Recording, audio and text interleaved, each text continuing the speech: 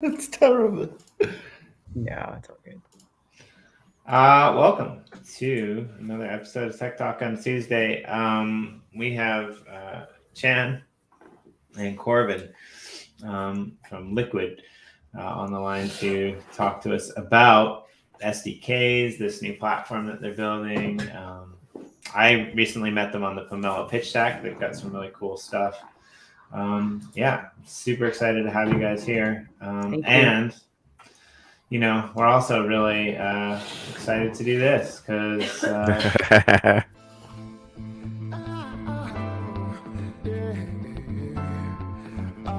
Welcome to Tech Talk on a Tuesday, where Corey and Jimmy talk to smart people about tech that is way above their head, but intensely informative, super fun.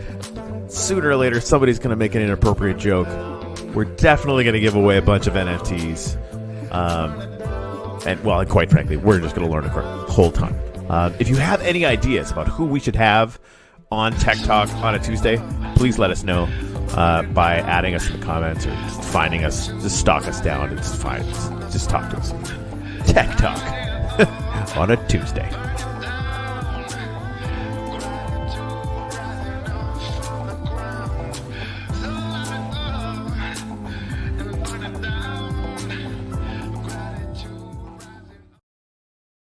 That's a strong intro. That's a strong pill.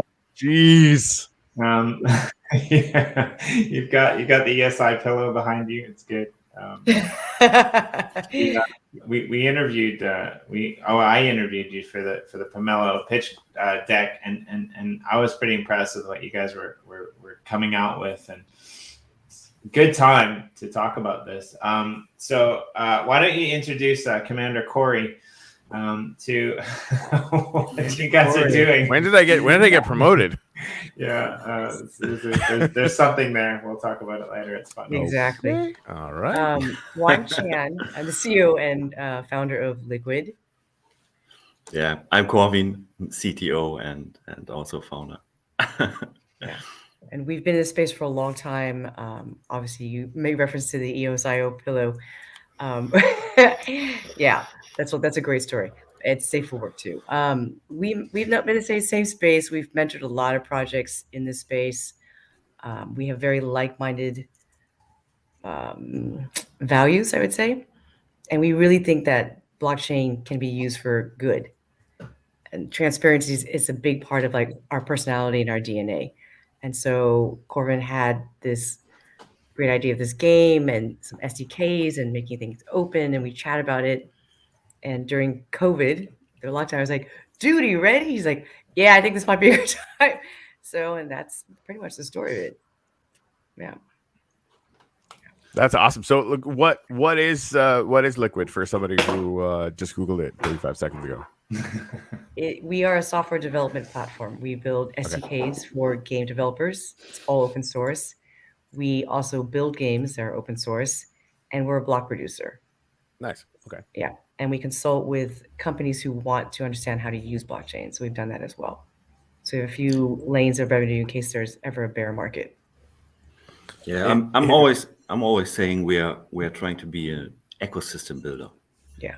Building games, building tooling for game developers and blockchain developers, onboarding whole different areas of the development space to our community, and enabling others, transferring the knowledge. All that is part of our business and our goal. Yeah. That's cool.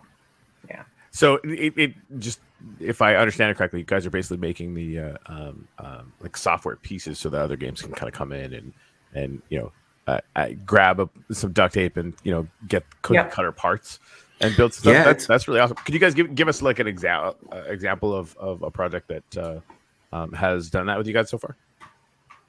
Okay. Well, I mean, OID. Okay, Corbin. Go ahead. Already RFox. Plenty of other projects are using EOS Sharp, which we took over from Scatter.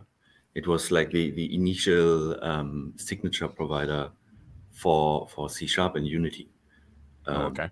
You need some pieces of software to sign transactions and stuff like that. And Scatter developed it like 3.5 years ago. Mario developed it, also someone in the EOS community for a while. I know him, so we took it over because Scatter stopped to maintain it. We maintain it. We extended. Then plenty of smaller projects are using our plugins and SDKs to access Hyperion or Atomic Assets, Atomic Market, and all that. It's basically that whenever we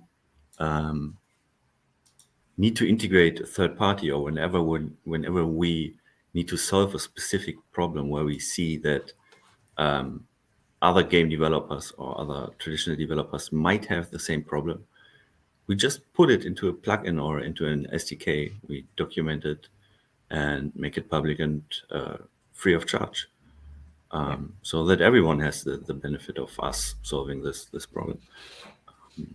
That's kind of amazing. Gary was asking, what's the story with Liquid with 2 eyes? You the honest truth, or you want the story? Yes. Okay, so I mean, story first, and then honest truth if it's or not. Okay, so the story is, okay, so Corbin we came up with the game, the Liquid Universe, and then we did some research, and after the Big Bang, the perfect liquid was formed, and from that perfect liquid came life. Okay, so the 2 eyes came because, and this is the other part of it, that story is true, is because we couldn't get liquid with 1 eye. I also pretty much like to kind of take a word and give it a different meaning, or like the Liquid Bible, for example, playing with words and playing with ideas and playing with how do you say that, the vision behind the company and the word. Liquidity can be so much more than just how it is seen in our space today.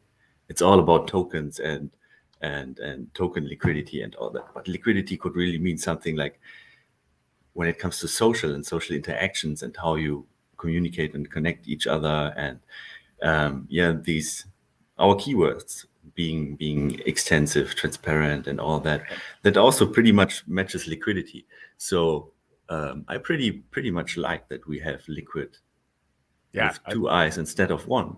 Right. Because it's somehow different. It's not just liquid as everywhere. It's like token liquidity. Everybody knows. Yeah. Liquid. Liquid, exactly. It's like 2 people playing together if you're the 2 eyes, right? Like, there you go. Yeah. And I like it. It also comes from, we started end of last year with starting this company, and initially we called us Liquid Studios. Yeah. Because we just planned to build this game, and then over like the first 2 months or so, we saw that we and our branding partners saw that studios is really something it's limiting. It's something that's typically done in the gaming space. Small gaming companies with like 5-7 employees, they call themselves studios, and that's where we started to think about deleting the studios and making it just liquid. One of our end goals is financial literacy. Is really that, people can understand, like, blockchain can teach you in gaming how, like, about staking and about liquidity, all these things that we're talking about, and that can be a game changer for a lot of economies. And you see it, and that's why there's this buzz around like NFTs and the metaverse. So that's a big thing for us. Yeah. Even just, like, I keep going back to the Philippines, but I know there's other examples that, like, watching what's going on with the Axie Infinity. But I think you're right. Like, looking at everything that's going on with NFTs, whether on Wax or somewhere else, people are having to or getting to, I guess, learn the basics of supply and demand economics really quickly. Yes, exactly. And then of course, like on Wax, all the crazy freaking games that are popping up, like, the liquidity there, the number of game tokens that are cropping up all the time. Like, there's another, like, kind of big game coming out every week on Wax now. and all of that is tokenized. Some very often now multi-tokenized. So there's like all sorts of interplay between them and stuff like that. And it definitely is. It's going to create some kind of literacy. We'll see how it goes. But. Yeah, we always joke that kid can make this a game with our SDKs, and a grandmother can do it as well. So over the holidays, you have your grandmother and her granddaughter hanging out, like making a game. Like, why not? It's funny because one of my cool. best friends last year for Christmas, his son basically taught his mom how to use an Oculus, right? And so we're at that point where like things like this are starting to blend and starting to happen. And she tripped over the sofa, almost broke her neck. Like, it was pretty. It was pretty interesting, right? Like, but when you think about it, like, you can really have some interesting conversations around that, right? Like, yeah. I mean, I don't know. I kind of grew up in the era where like I didn't have a cell phone, and then I did, and people that were younger than me were teaching me like how to use it, right? And so I think that's commonplace now when kids grow up. Like, we were out the other day, and every kid you saw was like glued to their smartphone, right? And watching videos of Tom and Jerry or whatnot. But if you can strike that balance between bridging it to the real life of knowledgeable real world people, and then kids who are technological, that I think that's the golden point. So but yeah, I want to see a demo, because like you guys have got some really cool demos out there, and I got a little taste of it the last time, and you guys too. Like, I think what you're gonna do for the EOS ecosystem is really cool, right? Like, you came really highly regarded from EOS as well, from the rest of our team, and you were one of the 7 recipients that we donated some of our Pomelo funds to, like on a company level. Thank you. And like, we're just super stoked about like what you guys are building, and it's a lot of what you're doing is like kind of hidden in the back end, and it can't really easily be seen, but what can be seen is pretty cool too. So I'd love to see, like, it's got a weird vibe to it, right? It's kind of like when you went from like 2D Mario into like that 3-dimensional world. Yeah. Like, it kind of spins like that idea of like what we think as what a metaverse is, right? Like, a metaverse has got this 3-dimensional concept, but yours looks a little bit different. Your game looks a little bit different than that. And so it's kind of a cross between that and like, Alien Worlds and a few other things that are out there. And visually, I think it's just really interesting to look at. Now, that's not to say like, that's not to say that like it's comparable to any of these games, because it's on its own plane. But I just want people to see it. If we can share a screen, that would be awesome. Yeah. Let me share. What do you guys think of? I asked this question as well, but I'd like that again. What do you guys think of Ultra EOSIO chains, since they're targeting the gaming scene, and they're kind of they've been quite quiet. They are EOSIO technology. What's your take on that, Corbin? Maybe. Sorry, can you repeat again the question? Ultra.io. I like them. We are very much about on-chain gaming. That's why we are not in contact with them so far. Most of what they did is in my eyes, at least how I understand it, about marketplaces for licenses, game licenses, and NFTs again. So far, we are very much focused on WAX and EOSIO, because these are the communities that we are kind of born in, and that they fund us. So that's where our focus lays. To be honest, I don't like speaking bad about other projects publicly, but what I don't like about Ultra is that it's still all closed source. I'm a huge fan of open source software.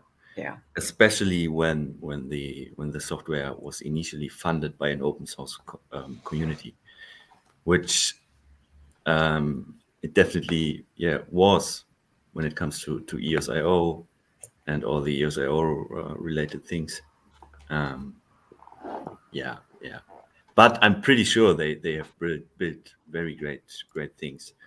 They are like if you see the EOSIO ecosystem as not only EOS or not only WAX, and instead as a collection of different chains with different specifications, I'm pretty sure Ultra is there to stay, and they will have this specific share and this specific specification probably for the next, I don't know, 10, 15 years or so. Yeah, so let's talk about the game, not about Ultra. Maybe in the future we will deploy it on Ultra as well. We generally say we are open to deploy the game on any EOSIO chain. chain. Yeah. For us, it doesn't make sense to say we will only deploy it on one chain, and you would never do that with a PlayStation game or something like that. I mean, there are a few where Sony or Microsoft then pays so that it only comes on a specific console, but in general, it doesn't make sense to limit, like your customer base and your target group to a specific console. So the same applies for different EOSIO chains. And we built this in Unity, so it could be eventually migrate over to an Xbox or PlayStation for that very reason too. Yeah. We already have builds for Mac, iOS, Linux, Windows, WebGL, and Android. Have I missed something? Yeah. And we are applying for the developer programs for Switch, PlayStation, and Xbox as well. And with Acon and ORID, our partner, there's potential that we can really bring it to consoles. And from what I know, I don't think that there are any blockchain games on mainstream gaming units yet, right? I think everything is running off of a computer. There might be a couple things that you can do off of like a smartphone and stuff like that, but like I don't think that there's anything that's running on a mainstream console as of yet. Not yet. Yeah, the biggest problems are that typically the Web3 stacks are not compatible with consoles because it's JavaScript based all the time. And the second biggest problem is kind of getting your keys onto the console. First problem is already solved by using Unity and game engine instead of a Web3 stack. And the second problem is solved by ORID. As you can log in with your OAuth account. But let's talk about the game. This is a pretty fresh planet. The user was registering like an hour ago. I think it's Matthew. Shout out to Matthew from EOS Nation. I'm playing with his account on our demo chain, and I already placed quite three buildings on this planet half an hour ago. So these buildings are building, and I can finally claim this one if I want to. And let's see, I can also claim my wood mine. So for those out there, this planet that you can see is procedurally generated on chain. We have built like. I like that. That's good. Why are you laughing? Quick, sell all those resources, Gary says. Get rid of them. Okay. Let me go on. This planet is procedurally generated on chain. Basically, there are 320 polygons generated in a very long and complex procedural algorithm, which create this shape and the underlying mesh of the planet. Typically today, or over the last 3 or 4 years, we had all these games where there's just a hash generated on chain, and the front end kind of reaches consensus on how this hash is visualized. That's something we wanted to make different, and it opens us up very a large amount of things we can build on top of it. As the smart contract knows, for example, where there is a tree on the planet or where there are stones, the smart contract is able to verify where I can place, for example, an iron mine and where I then can say, hey, I want to mine some iron for 10 minutes. So rather than just throwing a mining rig onto a planet like per se Alien Worlds does, there's actually planets, that have like visual representations of the resources that are there, right? Yeah, and they really have a surface on the chain. The smart contract is really the brain knowing everything about the planet.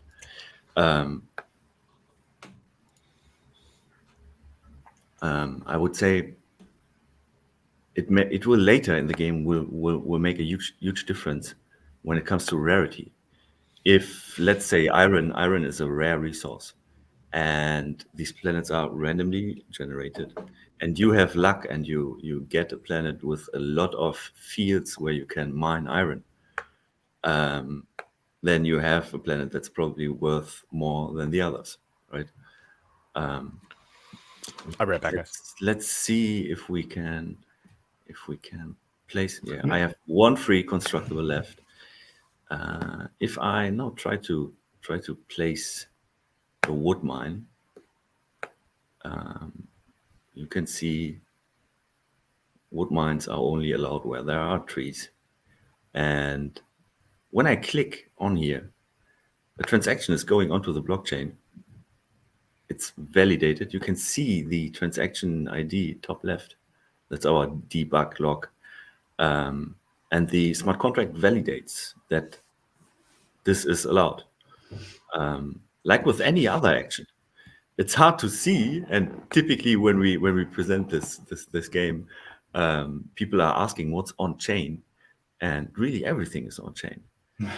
Whatever I do in the game that affects the game state, if I mine something now, it goes on chain.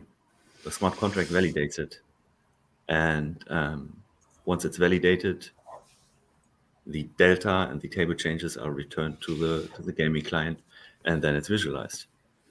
So we got a question from Mello in the comments that I'm the last time we spoke, this was still closed. It was still in a closed beta. It's still closed beta today, It's right? still- Like, it's not quite open yet. So This what you see is our development environment. right.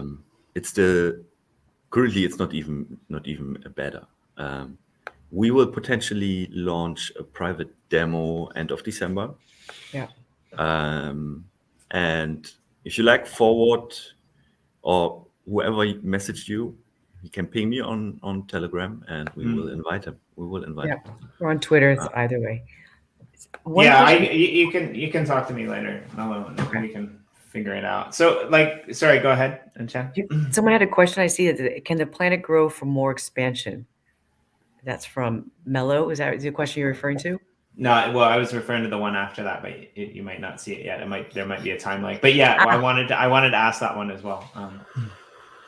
What is meant by that? So I'm guessing, my guess is yeah. So I think what needs to be explained here hasn't been explained. So essentially, there are all these different planets, and each person will own their own planet, right? So I think what he's asking is as time goes on, does the planet get bigger, or can multiple people be on the same planet? And I'm guessing that you can rent out spaces on your planet, but the planet size actually doesn't increase. It always stays stagnant, right?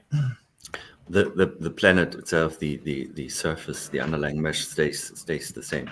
But in general, let's talk about the goal of the game. The goal of the game is to kind of populate as many planets as possible, to grow your economic influence, to trade resources for a passive income and all that, and to continuously kind of grow your economical impact and all that. I have one populator over here, and now that I pressed populate planet, let's see if it works. It should populate a new planet on chain, and there it is. That's pretty cool. So now as you Gary, yes, please no portal I have- networks. I That's have, a insider uplift joke. Poor guy. yeah. Now I have two, right? So that's really the goal of the game is to populate as. Oh, here's something wrong. Yeah, we just created while populating this planet. Oh no, it's just slow. I'm sorry. You can see here that we currently have 4 different planet types. There are desert-like planets, Earth-like planets, ice-like planets, and lava-like planets. Oh, this is a great solar system because they are mixed up. I can also visit other planets. Yeah, here's something wrong. And the thing about this, when we talked about this before, Jimmy, and obviously, Corey may or may not know this, but you can join guilds, and these guilds can decide like how the economy is shared, what resources. There will be warp gates that you build them. You can rent to people. You can charge a fee. I mean, there's so many possibilities. So that and there's going to be a robbing possibility to like be like a Robin Hood or something to feed other people. So there's a lot of things that we're looking at and implemented. So all of the there's- things that happen in the game are on chain now. Is that the same with the guilds? So is everything that happens, every discussion that happens with the 100%. guilds, like all of that is discussed, that is proposed, that's all on chain too. So you can actually see who, voted for or who voted against or certain things, right? Yeah. There's really no centralized architecture behind this. Nothing. We could today shut down all our servers, which would be good for WAX because we had a top 21, but we could shut them all down and the game would still run. It would still work. There's nothing when it comes to centralized architecture, which is really one of our goals to build a completely decentralized game. Just because there are so many projects out there which start with good intent and with a good idea, and over time they go bankrupt or they for away. whatever reason they run away or they have to shut it down because of regulatory stuff. And once that happens, no one is able to play anymore or able to use these decentralized platforms. So that's a very good question. Does the IP mean that you're free from the jurisdiction of the getting slammed by the SEC? Let's just go there. Well, no, if you can't affect it, then No, not that was a backhanded underside joke about what's going on in EOS right now, right? Because they're fighting over they're fighting over the IP, and like the speculation is, maybe if we have the IP, then the SEC can't come after you. I don't think that's what it is, but there's a few people speculating about it, and so it was just kind of but like 100%, right? Like Corey's right. If it's not decentralized, but that leads me into my next question because what's a commander then? How does a commander work? Can you tell us about a commander? Because, the last time that we were talking, you guys said, look, we're going to do like this kind of like beta test eventually. We're going to open it up. And if you and Corey want to play around with it, if you guys want to be commanders, if you want to have like your own thing, then, that's something that we could possibly do for like the uplift people, and they could come in and play around with it. Right. So explain to us how the guilds work, how the commanders work. I'm kind of interested in that side of things as well. Yeah, it's always super hard to start with a specific functionality because we have tons of functionality. It's like, I think 64, 65 different actions in the game. What's a commander? Yeah, basically players will build all these buildings to then mine and produce different resources to produce buildings, ships, etc. And we added this small feature where you can attach like these little 2D cards to one of your buildings to increase its skills. And that's what we call commanders and astronauts. And for sure, these are, again, NFTs, like everything in the game is an NFT. They will be tradable, etc. And the idea behind that is to feature people from the community and to honor people, to kind of combine the community and to integrate them all into the game if possible. There's our beloved Hernan from EOS Data. Right, that's a pretty good representation. Like, it's almost bang on, except for the tattoos and the pointy ears. You guys did a really good job with that. I mean, that's really well done. We have a lot of them. They're pretty funny.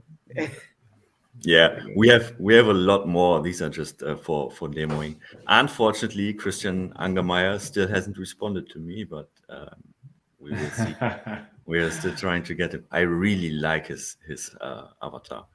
Well, I'm just saying, cool. Corey might be in need of an avatar. That's why I'm kind of volunteering for this. There's really big inside joke in there. Yeah. But anyway, I like it. So I think maybe you relate, Niche. Nutrient, like, can we search the blockchain to see the activity? Like, everything that is done on this one is on the blockchain. Even the guild stuff is on the blockchain, as far as I'm aware. So it's unique in that sense. I think it's currently running on our private chain, so you can only search for it if you know how to access our private chain. Which we currently don't want to make public, I think, just because we don't want to get DDoS on our development environment.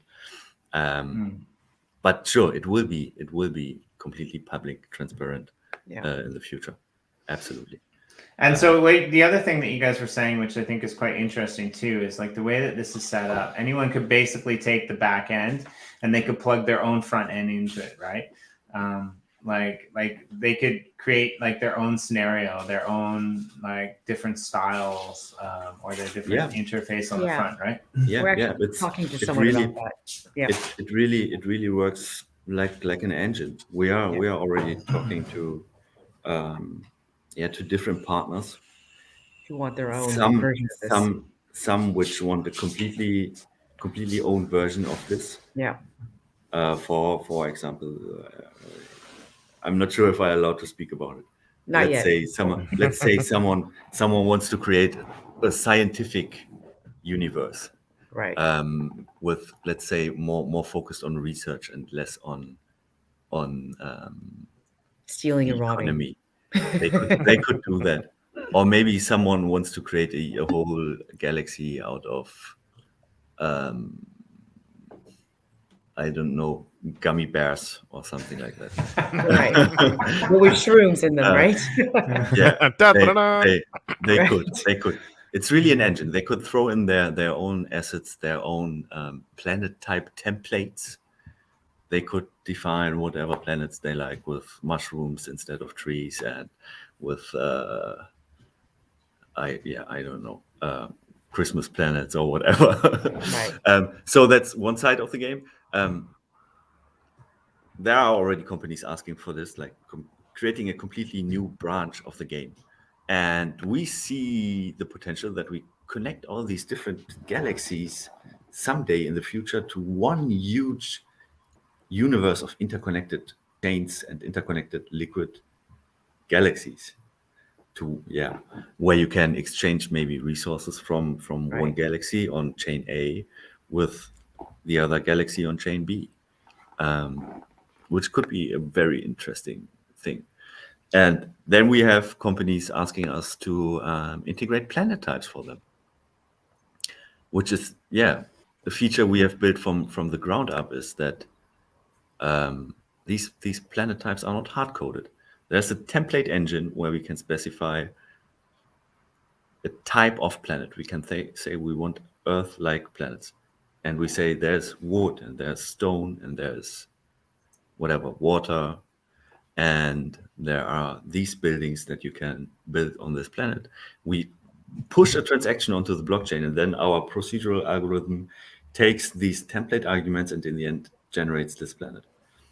So other companies are coming to us and saying, hey, I'm into the mushroom space. I want a mushroom planet. Right. Or things we have been thinking about is a pomelo planet, where you can maybe harvest pomelo trees, and then you get pomelos, and with pomelo, it's pomelo, right? Yes. And with pomelos, you can maybe create green color Juice. that you can use to paint your your spaceships or whatever. Or we could create an uplift planet Yeah. where I don't know, magic stardust is mined or something like Yeah, I have been, while you guys have been talking about this, like, you know, it's always been a goal of ours to use their, you know, land-based NFTs to not just map to an area in Minecraft, right? And I think like fairly distant in the future, like we want to be able to use the voxels that we create in Minecraft and Bootstrap up to something like Unreal 5 or whatever, right? Like the big picture or whatever. Yeah. But even just like having a totally different game that is mapped onto everybody's land ownership with something like this is really fucking fascinating, frankly. Because like, why? Like, what's the downside? Because I don't know what it is. Just a time suck, maybe, but I don't think there's any Well, downside, really. Right? Right? I would say the downside. Time suck is definitely my middle name these days. But at the same time, like, you know, I always go back to like, eventually there's got to be a crypto winter again, right? Right. Almost like I almost want it because then we'll have time to do all this crazy shit. But it's probably not going to be soon. I mean, you can lend and you can trade all of the games. Everything in the game you can trade or lend to people. Yeah, that's fun. I mean, this is the way, right? Like that. Right. It's super fascinating. Well, and you bring up a really good point too, right? Like, so like we're Uplift World, like we're kind of, you know, at the beck and call of PG-13, for example. But what if that NFT crossed with another NFT that wasn't PG-13 and it allowed you like time in a different game, right? So instead of like a different game and all of these different cartridges, you have in one NFT that can cross boundaries, that can do different things. So like, you know, your 15-year-old son can play one game, but your 4-year-old daughter can play another one, right? Like, and it's the same NFT, right? And it'd be really, you know, interesting to see that play out. And we saw it really, like, it was really cool what happened, I think, with Swineland and Borvalis when they came in with the Our Planet NFTs, and, you know, they were able to, you know, upgrade them to be able to, you know, release a plot of land in the Uplift and then be able to do that, right? And like now it's really cool to see those communities who were, you know, in, you know, Our Planet, you know, doing what they were doing, and now they're all, you know, communicating and hanging out and building together in the Uplift world. And it's really interesting to watch that kind of transition because it, you know, builds communities, it bonds them together in a secondary way, right? And it's just a really interesting facet to think about, I think. Yeah. So somebody asked Corvus, can I pull one of the questions I see here? Yeah, sure. Which one do you want? Players importing their own 3D models. Yeah, so we love Gary. Not yet. But we are planning a feature where players can vote for new assets and new, let's say, economical extensions, where players will be able to decide which asset will be added to a planet type or to whatever, which new spaceships will be added to the game, etc. We really want to integrate all sides of the community, foreign devs and projects, but also the player side. Maybe some players are super nice artists, 3D modelers, 2D artists, whatever. So we should give them, and we would try to give them a place to, where they can collaborate and make things that will be integrated into the game. Right, and we're going to have neutral zones where people can hang out who don't know each other, who don't want to be identified by anything, to hang out, like have music, and we have all these things we're looking at. That's what we refer to everybody as beings, to keep it very neutral and like really get people in, like, regardless of age or where you're from.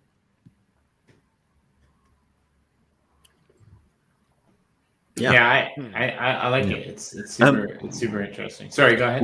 We haven't really talked about guilds and governance in general in the game. So I would say it's like a multi-layered governance. We will have different guilds in the game. Basically, everyone can add a guild, can add or create a guild.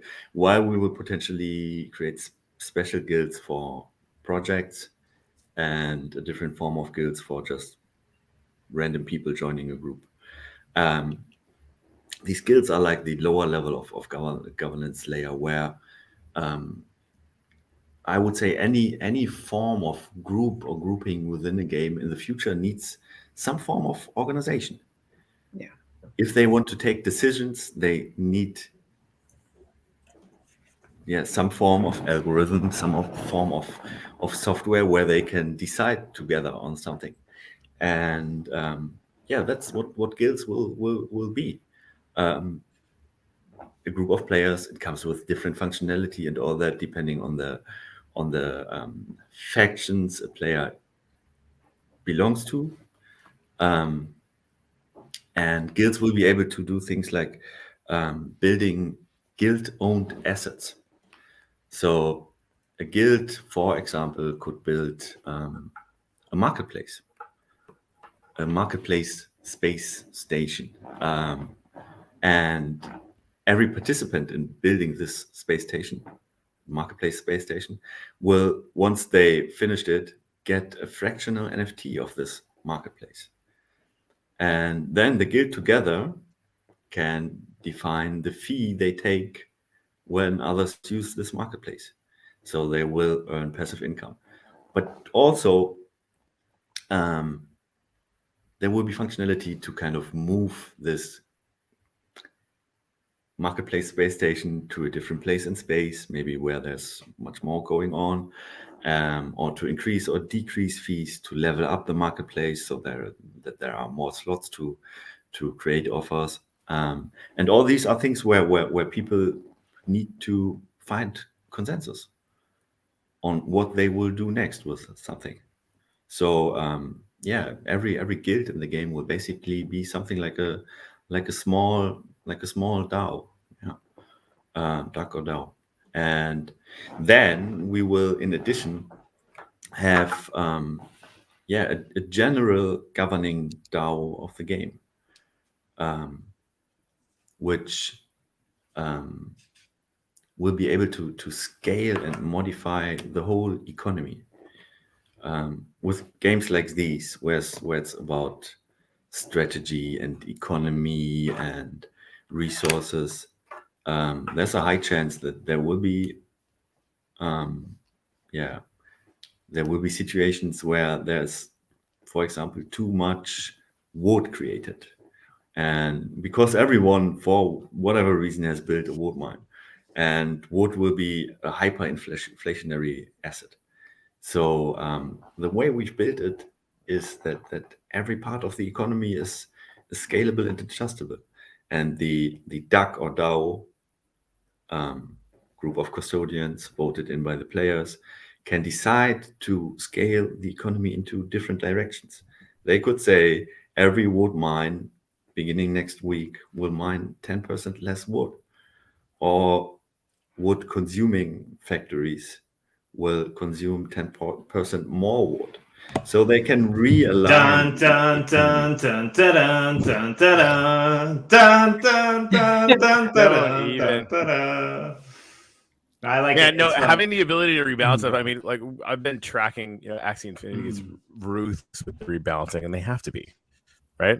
It's why ultimately, the uplift went with seasonality, so that we could, adjust and change things, and honestly make people expect it, right? Like the only thing that everyone should be certain of is that we're going to change everything all the time, because I mean, we're making this shit up, man. We're going to test it out and enhance it and iterate it, and that iteration is it's essential to not only secure it so that it doesn't catastrophically fail somehow, but so that it can continue to get better, right?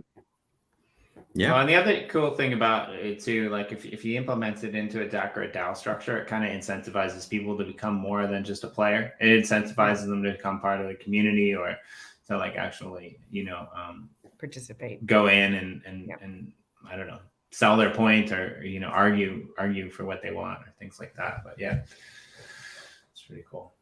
I agree. Yeah, it's pretty interesting what you guys are building. I totally agree. But Corey, we should do some gratitudes before we run out of time. Like we do this thing where we get so wrapped up in all the awesome things that our guests are saying that we sometimes forget. And I don't want to forget because like you guys have never been in here before, and I want to put your gratitudes up in Uplifters Tower. So we really sweet.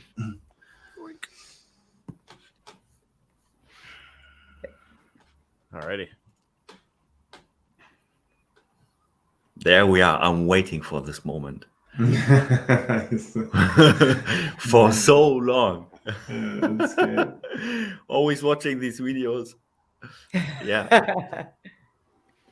The Close to moment of crying. truth. Give you a little context. Corbin will have the sign like to the T, the exact number of letters on That's every exactly single line. what's going on his thing for sure. Perfect. That's awesome. The perfect sign ever. That's awesome. All right. Well, yeah, Corbin, if you want to go first, go first. I'm grateful for our team. I'm super grateful for our team and the great team members we have in the meantime. I'm really, yeah, I'm telling them like every second week, and I'm super grateful for the team. I mean, I'm also super grateful for many other things. I'm grateful for the super community, for those that are still here after years. Even if it was a painful time, and yeah. Right, I'm just Even gonna if everything hasn't worked as expected, and yeah. Wait, everything super didn't work as grateful expected? for the What? That never happens. It always goes to plan. Are you kidding me? I think I would leave it as that team. Yeah, I did 2 for you because fuck it, we can do whatever the fuck we want. That's, grabbing Gary's here. I'm grateful for Liquid Visions. Type. Mallow, I'll grab yours a second here. Chan. Okay.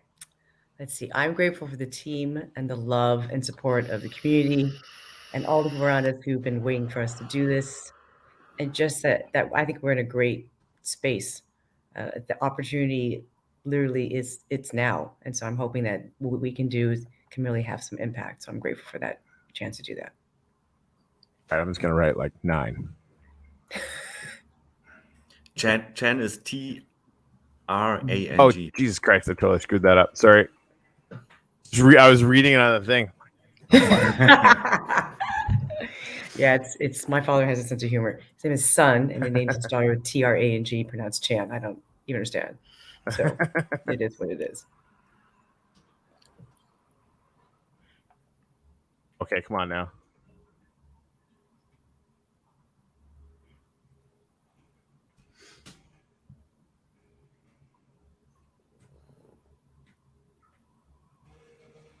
Jesus. Can't spell at all. I don't know whether to like, take the heat off of you by speaking or continue not to distract you. Let me sit in it. or distract you more by speaking. I'm not sure. So, Jimmy, do you guys want your own plan? Should we chat about this like in a different? Yeah, I mean, I think we could chat about it, and even if we don't use it, I think it would be fun for somebody. Like there seems to be a lot of members of our community that are pretty solid, so like it'd be fun for them to play around with it, and I mean we can do something like that and help you guys test it out, and I think it would be really cool to talk about it. So yeah, I'm grateful for open source developers and Liquid with 2 eyes, because. Yeah, my friend actually, he says the meaning of life is one of his 2 things is liquid, because there's flow and it's stable and it moves, but it's unpredictable and predictable at the same time. There's a lot of really interesting things with that. So, but I want to have you guys back as well on, Corey and I do another show. We do a roundtable over on the Crypto Writer channel, and we do something occasionally with block producers, and I want to have you guys or one of you guys come over there and talk about it, because there's a lot going on in the EOS ecosystem, especially right now, as you know, and so we're probably going to do a follow-up over there in the next week or 2. and talk about, what the outcome of this is, because we talked about it, and it's probably better to get the outcome rather than follow all the stuff that's going through in real time, because it's a little bit hectic. I mean, I was on the net for 3 hours yesterday trying to read up on it, and I still don't get what's going on. So a lot of moving pieces. I think it would also be great to come back when we demo play, even if it's just 150, 200 players, but there's much more going on in the game then. Yeah. You have offers and trades. You can see others playing. You can visit planets of other players. You can rob them and all that. You can join guilds and you can participate in guild governance and all that. Currently, demo environment, there's just not much going on that you can see. Yeah. Well, if you're out there and you're interested in trying this completely closed thing out, like DM me, get in touch with me, and I'll work together with Corbin and Chan and see what we can put together for our community out there, like our trusted community members. Even if Corey and I don't have time to do it, we'll find something for you, because I think what you guys are building is pretty special. It's really cool. Yeah, thank you. And I think there's a lot of lessons that you can learn from the community, but also the community and we can learn from you. So I think that's really interesting. We definitely need your headshots, the two of you, to make you guys commanders. That's what he was referring to earlier. Oh my! All right. Maybe we should use my statue from the uplift. Oh, I was gonna say we could use the Wise Worlds NFTs. We should just get. That's true. That would be better. Those things are so much fun. Okay. Yeah, so they had characters done, and they're far too accurate. They're great. It'd be awesome. But I don't know if you guys have any more questions in the comments out there. Shout them out. I don't know if you got anything you wanted to ask, Corey. No, I definitely want to keep chatting. I definitely want to look at if we can do some kind of MVP test. I think it really would be interesting to map more functionality on onto the uplift land NFTs, just generally. But I think what you guys have going on is really interesting, right? We just plug Upliftium and I don't know, a bunch of other crap into who knows, right? It's super fascinating and worth looking into for sure. I actually, that brings me to a question that I wanted to ask. So what's the, do you guys have your own token? What's the slate for the play to earn? How does that work? We will have our native in-game token for sure. That you will be able to earn through completing challenges and levels and all that. And there will be 3 different staking mechanisms, of which one comes with passive income through fees. Time is a huge thing in the game. Everything takes time. If you build something, it can take between 10 minutes and 5 hours. And whenever you want to reduce the time needed for something, you can pay a small fee, like in the traditional freemium game model. You can pay a small fee. The fee goes to a huge pot, which is shared with stakers. Then, if you play right, you can make passive income by doing the right trades and selling the right stuff and all that. So that's regarding our in-game native token, but it's also already built in a way that we can and will support foreign tokens. It's quite easy for us, just a few transactions to allow a foreign DApp or foreign token to be used within the game. We've built it in a way where we can kind of limit the amount of tokens that are foreign tokens that are used within the game. We can do things like saying a specific guild has built a warp gate and they take a fee to use this warp gate. There's the same time as again a thing. If you trade, there's a distance, and distance is used to calculate the time needed to do the trade and all that. If you use a warp gate, it's instant. So a guild having warp gate can take a fee, and they could define the fee as a fee of a foreign token, for example. All these things. There are many different things we can and will do with tokens. That's awesome. So you guys are on your private chain now. You're going to be like moving over to Wax, or is it EOS based, or are you guys just going to go multi-chain? We would definitely deploy on Wax and EOS. Yeah. Okay. Because it's our family. It's the communities that fund us. It's the communities that we live in, and we are a top 21 on Wax for 8 months. Yeah, that's huge. 8-9 months. Yeah.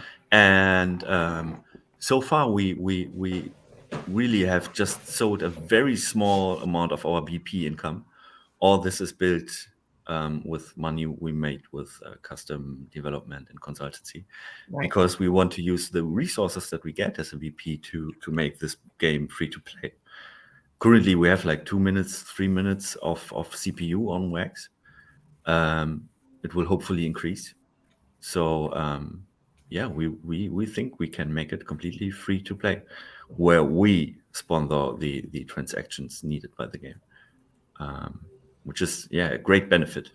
It's a great benefit to be in this position, and we also think there's potential to come into at least a paid spot on EOS over time, like place 60 or so, where you earn 140 EOS a day, and then we could completely spend these EOS on free transactions for our players.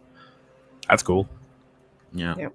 So I would say any chain out there which would want to support us in the same way, and which would like to bring us into a position where we can make this free to play, really free to play, and where we can sponsor transactions, they should reach out to us, and we should discuss if we find ways to make that. Yeah.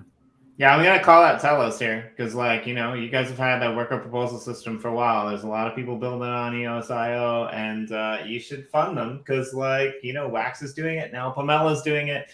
Get in there, Telos. I mean, I'm just saying. I love your super subtlety. I love the plug. The best part is that that might actually work. So, Right. Exactly. I mean, imagine the thing deployed on like 4 or 5 different chains. Yeah. All the galaxies with slightly different resources, slightly different planet types, and then they all connected to each other, and players kind of being able to trade interchain, to play on different chains. And all that would be super awesome. I would love that so much. Yeah. And warping out to different galaxies and seeing what's out there. Yeah. this is the way. Yeah. It is the way. I like it. I like it a lot. Well, on that note, I think it's going to be really cool to follow you guys, to see what's going on, and I'm definitely interested, to have you guys come back when we have some major updates, or when you roll out the next phase. So please do keep us informed, keep in touch. Of course. And join some of our roundtables, because I think this will be fun to talk about the potential in gaming and especially inter-blockchain gaming and things like that. Right. So, Yeah, I wonder what would happen if you had an iteration of the game that instead of just having an uplift version had 50 different projects attached to it, because we could make that happen. Okay. All right. It sounds fun. Yeah. Right. Yeah. Why not? All right. Yeah. Right. Just drop the mic. See you later. I gotta run. I actually have a meeting that I am now 1 minute late for. I'm really excited that I got to meet you guys. I'm really excited, Jimmy, that I actually got to be on the fucking show. It feels like it's been 18 years. It's been a week. It's been busy, and I hate it. I was just I'm home now. Everything is good. I can just hang out with my boy. And the Uplifters fan. That was my gratitude this morning. I'm really grateful for all the people that keep coming back and watching this show with us every day. So you guys are awesome. Yeah, we got a good show lined up this week. So drop in tomorrow. MTC tomorrow, yeah? MTC. And she's going to show us how to mint NFTs on Nifty. Okay. Nice. We'll see you guys all on the flip side. All right. Okay. Cheers, guys. All right. Bye. Thank you. Thank you very much. Take care. Bye-bye.